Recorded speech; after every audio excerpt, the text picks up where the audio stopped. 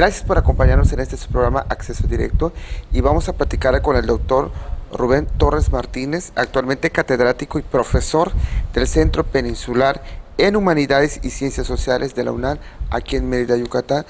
Doctor, vemos lo que está sucediendo actualmente, esta reflexión acerca de las relaciones de México, América Latina y Estados Unidos ante el nuevo escenario, ante el presidente Donald Trump. ¿Qué está pasando, doctor? Bueno, antes que nada, gracias, Rey, por invitarme una vez más a tu programa. Pues está pasando que nos encontramos con un presidente con un discurso altamente xenófobo, ¿no?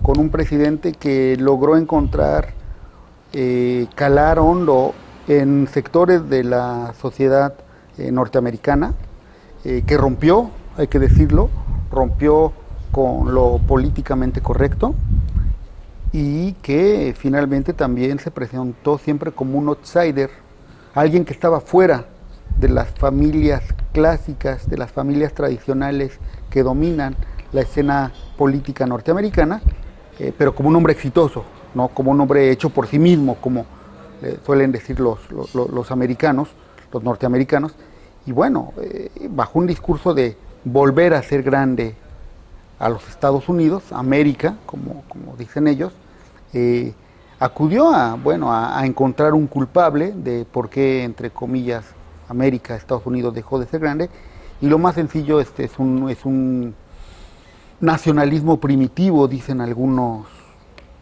estudiosos. Lo más sencillo es encontrar un enemigo exterior, y en este caso lo más sencillo fue ver al vecino del sur, que es México. ¿Él qué argumenta? Ese nacionalismo primitivo, ¿qué argumenta? Es un nacionalismo aislacionista, es un nacionalismo que parecía ya haber estado superado. La historia efectivamente nos ha dejado grandes enseñanzas de ese tipo de nacionalismo. ¿Cómo cuáles?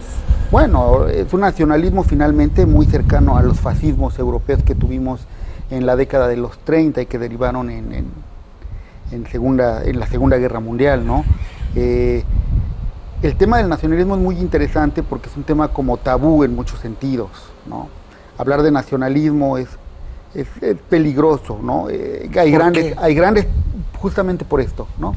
Hay grandes tradiciones de pensamiento, pienso en las corrientes socialistas, pienso en el mismo liberalismo, que han tenido temor en confrontar realmente, pensar los temas del nacionalismo debido a esto, ¿no? A que ha derivado en experiencias históricas lamentables, catastróficas.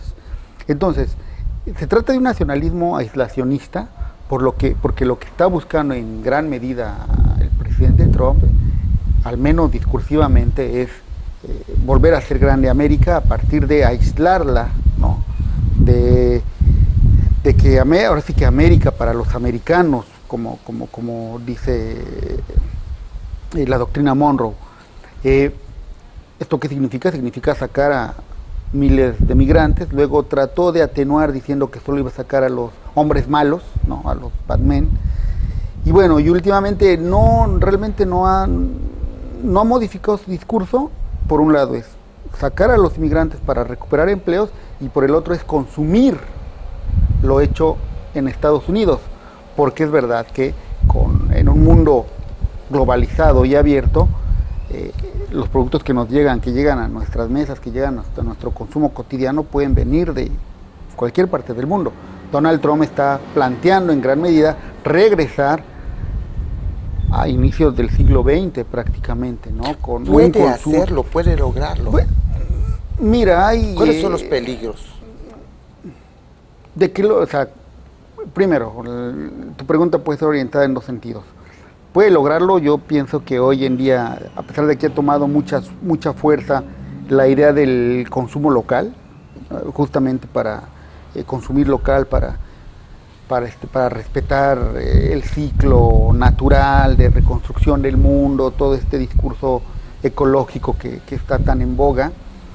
Bueno, consumir local al 100% es sumamente complicado. Hay experiencias, hay experimentos que se han realizado. Es complicado y es costosísimo a la larga, ¿no? O sea, si efectivamente solo vamos a consumir lo que está produciendo localmente, dejamos de consumir muchas cosas y luego nos sale muy caro. Ahora, desde ese punto de vista, que lo pueda lograr Donald Trump, que los norteamericanos consuman solo local, consuman solo norteamericano, bueno, pensemos que sí tienen un mercado enorme, al menos 300 millones de consumidores, pero que muchos de esos productos pues no se están produciendo forzosamente en Estados Unidos. Por otro lado, quiere hacer crecer el empleo. Bueno, también está comprobado que el empleo crece y se mueve en gran medida a partir de que la economía se mueve por la migración. La migración no solo trabaja, la migración consume, la migración termina por pagar impuestos, necesita comer, necesita dónde vivir, necesita servicios. Y la migración, los migrantes mueven un sector muy importante de la economía norteamericana finalmente, ¿no? Que lo logre, sinceramente, yo lo veo complicado. Yo pienso más bien que va a haber una serie de golpes espectaculares. No va a modificar en mucho la política que también ya venía implementando el presidente Obama de expulsión de migrantes.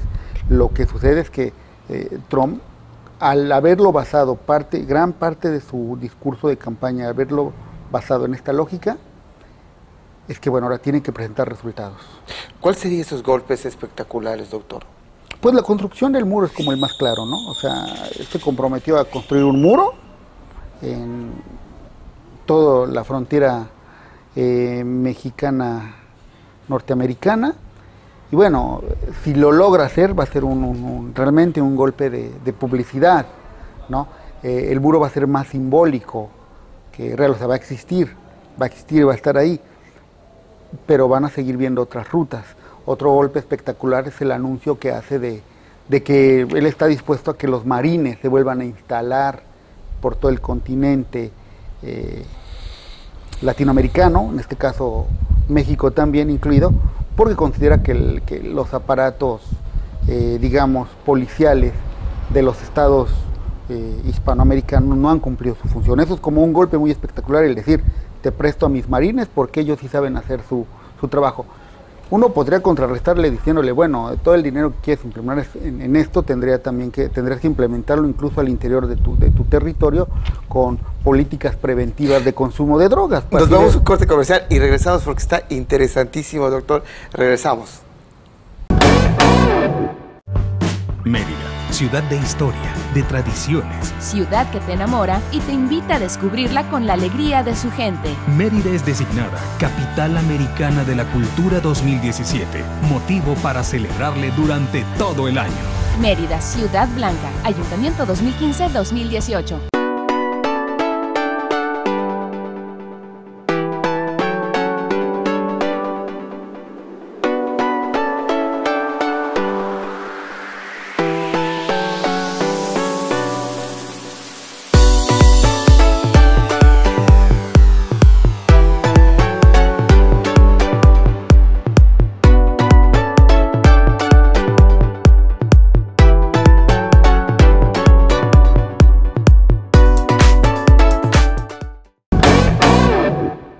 Gracias por acompañarnos en este programa Acceso Directo y estamos platicando con el doctor Rubén Torres Martínez, actualmente catedrático y profesor en el Centro Peninsular en Humanidades y Ciencias Sociales de la UNAM, aquí en Mérida, Yucatán, y estamos platicando sobre lo que está pasando en México, América Latina, Estados Unidos, ante el nuevo escenario con el presidente Donald Trump. Usted decía estos golpes espectaculares, como ahora sí Estados Unidos, en este caso el presidente Donald Trump, puede decir, aquí les presto a mis marines.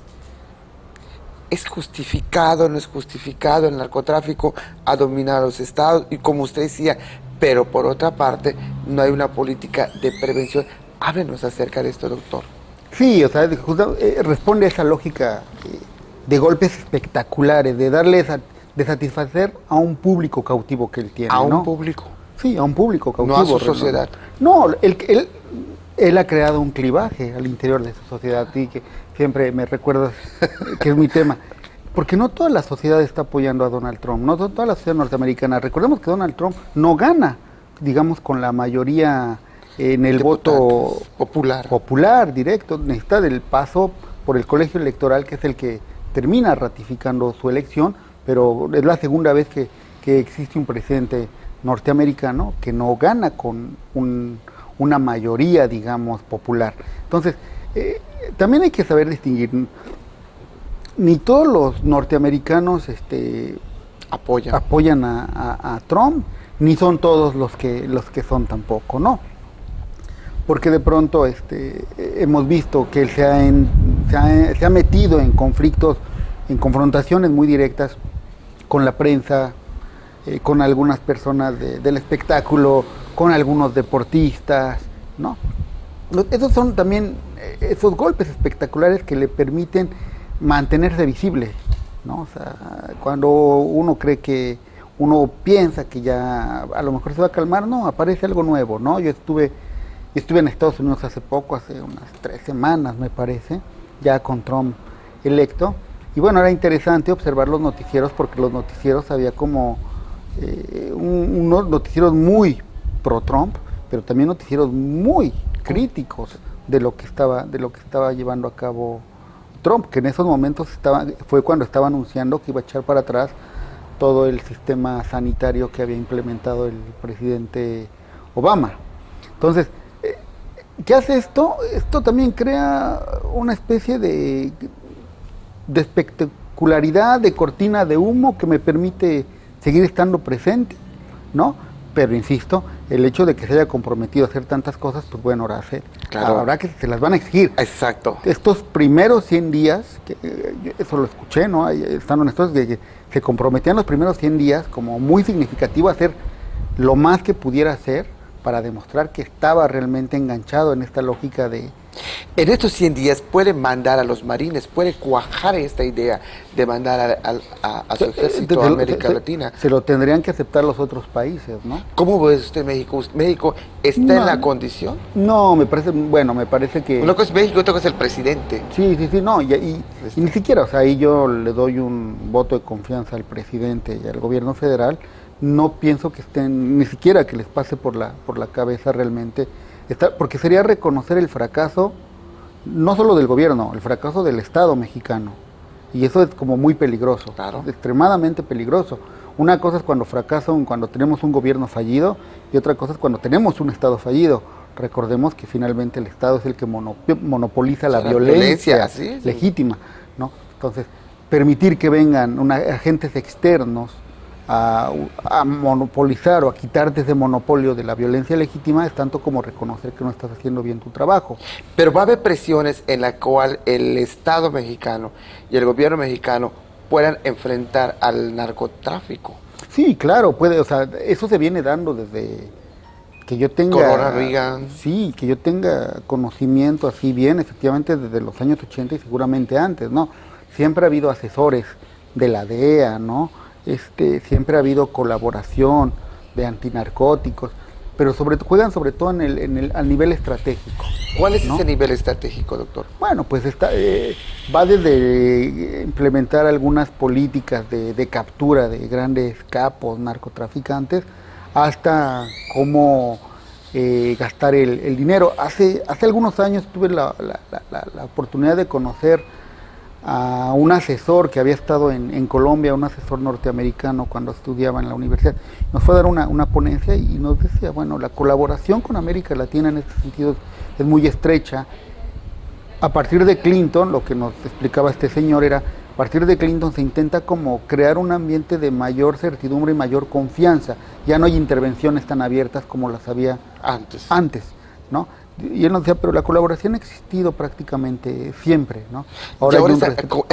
Ahora me parece que quizás se pueda perder ese respeto por la soberanía que había para los países. Yo insisto, yo veo complicado, muy complicado que realmente el Estado mexicano acepte la intervención de los marines de manera abierta. O sea, no vamos a ver, dudo mucho que veamos circulando a los marines. Eso no pasa ni en Estados Unidos, eso pasa en Medio Oriente, que son situaciones de guerra, ¿no?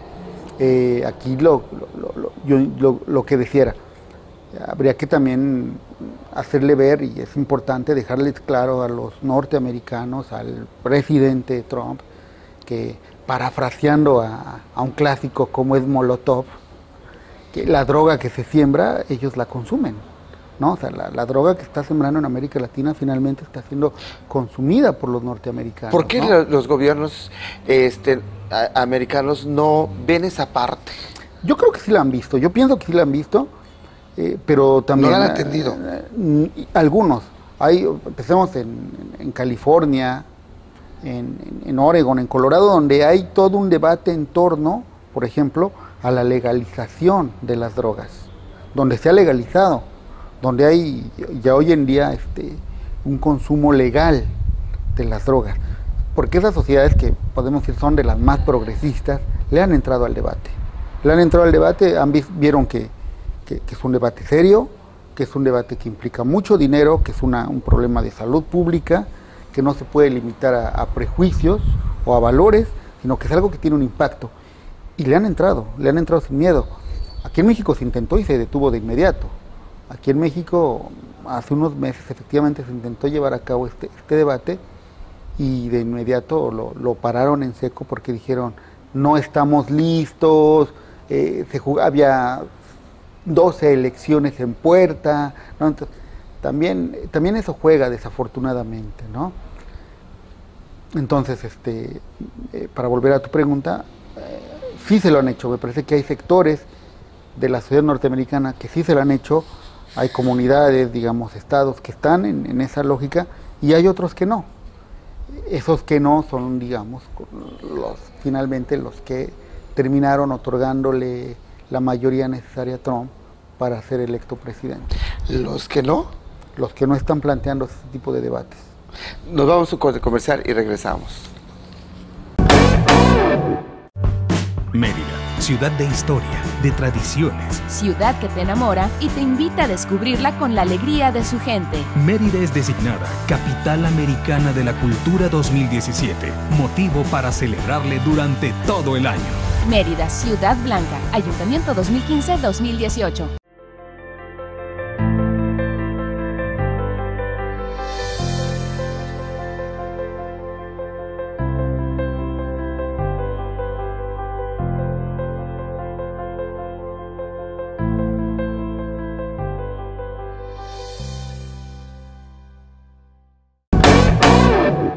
Gracias por acompañarnos en su programa Acceso Directo y estamos platicando con el doctor Rubén Torres Martínez. Él es catedrático y profesor en el Centro Peninsular en Humanidades en Ciencias Sociales en la UNAM, aquí en Mérida, Yucatán, y platicando sobre el proceso de México, América Latina, Estados Unidos, ante el nuevo escenario del presidente Donald Trump. Profesor, la criminalización de la migración, ¿cómo ahora sí, cuáles van a ser sus efectos, sus causas, sus consecuencias aquí para América Latina? Una vez más, ¿no? Nos llegan, insisto, nos llega como lo malo, ¿no? En Estados Unidos hay cientos de miles de migrantes y es un sector muy pequeñito los que realmente, para el número que son criminales, ¿no? Desafortunadamente, de todo el universo. De todo el universo de migrantes, me parece, ¿no? O sea, basta con ir a, no sé, a cualquier estado, Texas, California, Indiana, Luisiana, no sé, Chicago, y efectivamente uno va a ver que hay mucho migrante, mucho hispano, mucho latino, pero que están en sectores laborales, sí, están trabajando. Insisto, desafortunadamente también ese sector pequeño que está fuera de la ley existe y que a partir de eso es que se crea todo este mito, ¿no? O sea, aprovecha la minoría para hacer. Sí, se aprovecha. Eso pasó muy, sigue pasando hasta el día de hoy con la comunidad afrodescendiente, ¿no? Se dice, no, es que por el hecho de ser afrodescendientes ya en automático pareciese que están condenados a ser delincuentes. Ahora Trump va a dar un vuelco de tuerca también a eso para que sean efectivamente los mexicanos, ¿no? Los mexicanos específicamente. Lo que en los 60 fueron los afrodescendientes, ahora no sé si la comparación sea válida, no, porque pasamos entonces al discurso nacionalista también, ¿no? Me parece que hay un nacionalismo chicano, mexicoamericano presente en Estados Unidos, cosa que no hay respecto a los africanos. Los africanos no hay un nacionalismo, un orgullo africano, como sí lo hay en Europa, ¿no? Los migrantes africanos en Europa sí están orgullosos de ser senegaleses o de Costa de Marfil o de Argelia, y son muy orgullosos de serlo. No así. No así en Estados Unidos, porque la migración africana que llega a Estados Unidos es una migración esclava en un primer momento, que pierde el contacto, realmente lo pierde. Guarda algunas costumbres, guarda algunos valores, algunos rituales, pero pierde completamente el contacto con su lugar de origen. Entonces, en la construcción de una identidad nacional, es verdad que las poblaciones afrodescendientes en todo el continente latinoamericano asumen mucho más rápido, incluso que las poblaciones locales, esta idea de identidad nacional, ¿no? Está demostrado en casos como Colombia, Venezuela, en todo el Caribe, donde hubo esclavitud, son, digamos, los primeros que se ganan reconocer al nuevo Estado. Ajá, los primeros que reconocen al Estado, los primeros que hacen este esfuerzo por integrarse a este nuevo Estado, por ser reconocidos, cumpliendo con sus leyes, que fue un poco lo que pasó en Estados Unidos, ¿no? Estados Unidos, cuando después digamos, de la obtención de los derechos cívicos, de los derechos civiles de la población afrodescendiente, pues vemos también un boom efectivamente de la población en todos los sentidos. Hoy la población siempre estuvo presente y afortunadamente hoy está presente, bueno, en sectores que antes estaba incluso prohibido que llegaran. Entonces, eso es un fenómeno interesante porque, por eso te decía, no sé si se ha comparado, si es válido comparar, porque para el caso mexicano no. El mexicano de tercera generación, digamos, que nunca conoció México, pero que ahora ya se sigue considerando muchas veces mexicano, americano, incluso el de tercera generación, ¿no? O sea, te digo esto porque conozco gente, ¿no? Así de, claro, que se fue el papá y ya los nietos, que nunca han pisado México, pero que se sienten, insisto, americanos, mexicanos, y te hablan un español pocho y todo, pero reivindican ciertos valores, ¿no? Reivindican ciertos tradiciones y valores muy mexicanos, ¿no? Que podrían incluso parecer caricatura, pero están ahí, están presentes, ¿no? No va a ser el mismo nacionalismo que tiene un mexicano nacido en México, para nada, ¿no? O sea, son completamente distintos. Pero lo que es muy claro es que el mexicano nacido en Estados Unidos conserva esa característica de mexicano muchas veces. Y no encuentra conflicto, eso es muy interesante, no tiene conflicto con ser mexicoamericano, ¿no? Estoy hablando del que ya nació allá. Quizá para el primer migrante sí tiene que ser mucho más complicado poder asumir ese doble rol. ¿Qué nos espera? ¿Qué nos depara? Buena pregunta, y justamente por eso se están organizando estas mesas redondas. ¿Qué nos espera? ¿Qué nos depara? Mucha gente ha pensado, ¿no? Especialistas dicen, no, algo va a pasar, no va a terminar su periodo, se va a calmar. Bueno, hasta ahorita a mí me parece que al contrario, va a seguir y va a profundizar. ¿Qué se requiere? Yo sí, más de qué va a pasar, yo pensaría en qué se requiere. Y volvemos al tema de los nacionalismos.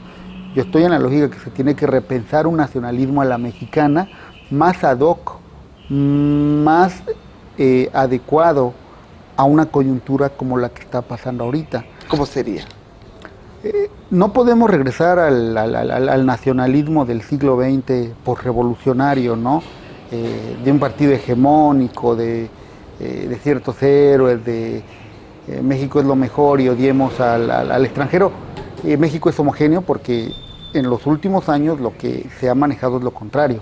México es un país finalmente heterogéneo, es un país diverso, es un país abierto. ¿Cómo se tiene que construir la gran pregunta es cómo se tiene que construir ese nuevo nacionalismo más adaptado al siglo XXI? Bueno, a mí me parece que se tiene que construir reivindicando ciertos valores, ¿no? Como el valor por la igualdad, por la equidad, por los derechos humanos, por la democracia, por la justicia y también por la diversidad en gran medida, ¿no? Es un nacionalismo que no puede volver a pensar que el mexicano es uniforme, porque no lo es. Así es. ¿No? O sea, es un nacionalismo en el cual digamos, el yucateco y el chihuahuense, van de la mano, pueden ir de la mano, ¿no? Chihuahuense, sí. Y en el cual los dos se reconocen como mexicanos. Claro, así es. A pesar de ser sociedades... Respetando y reconociendo las diferencias, ¿no? Se requiere un nacionalismo más abierto, más plural, más tolerante y también más competitivo, ¿no? Eso es algo bien importante, ¿no? Tenemos al vecino más nacionalista y más agresivo del mundo porque construye un nacionalismo que a nosotros nos da miedo. O sea, el norte, vemos la película de Rocky y Rocky pelea con un short con la bandera de Estados Unidos. Eso aquí sería delito. No hay que tenerle miedo a ese tipo de expresiones de orgullo nacional, porque no nos tocó vivir ni un nacionalismo a la europea, que derivó en los fascismos, ni tampoco un nacionalismo a la norteamericana. Entonces, ese tipo de asuntos tan pequeños y tan insignificantes que habrían que ser repensados, ¿no? Estamos en Yucatán, yo no veo por qué se prohíbe que esté el estandarte de Yucatán, o sea, es algo prohibido normalmente, ¿no? Es una bandera muy bonita y que reivindica una parte del territorio nacional, una parte de México, que hoy en día es reconocida afortunadamente, ¿no? Pero no, o sea, lo vemos con miedo, ¿no? Y lo vemos con miedo por la dificultad con la cual se fue construyendo nuestra sociedad, con la cual se fue construyendo nuestro país. No sé qué siga, si sé lo que requeremos, lo que se requiere, digamos, hacer, cómo hacerlo, ya es una pregunta más compleja. Doctor, gracias por su tiempo. No, gracias, y como siempre acá, nuestro adversario es el tiempo. Sí. Muchas gracias. Gracias a ti, Freddy. Gracias.